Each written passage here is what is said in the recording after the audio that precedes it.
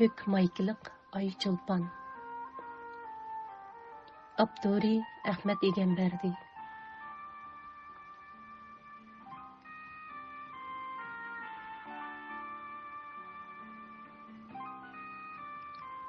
Kök maykılık ay çolpan. İsmin kimdir ey canan? Men bilelmey köp heyran. Ya mayimxan, ya Rizvan. Ya nozugum İparxan. Ya tutsımu bek pinhan. Lekin namı ming dastan. Kök maykılık ay çolpan.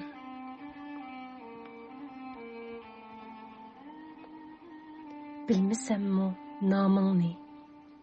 Yazmaq buldum şanыңni.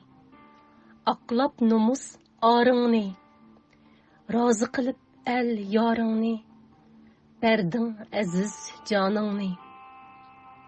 Kök maykılık ay çolpan.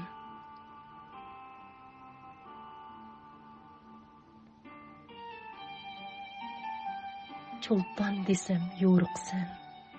İmanğı bay uluqsan. Hüsnü kamal toluqsan. Devrim tuqqan utuqsan. Han Tengridek kutluqsan. Kök maykılık ay çolpan.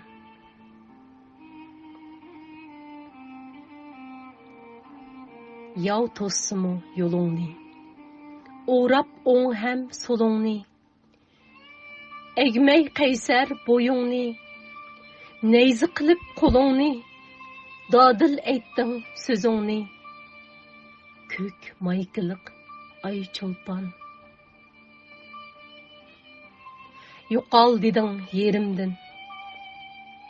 Bu yer bizning qadimdin. Chimdim tuproq tenimdin.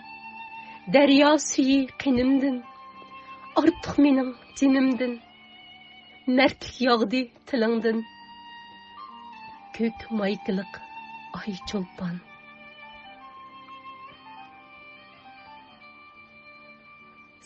Sen yoruq cahanım. Yolvas sübet pelvanım. Zulpqar til zibanım. Şan şevkiti devranım. Uygur kızı evladım.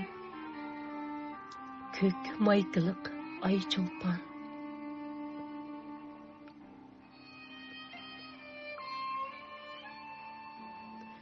Kısas ölmez künkiler. Bu zulmetlik tün biter. Tengri yüzüde kün küler. Halkım mengü yad eter. Pak ruhingni şad eter.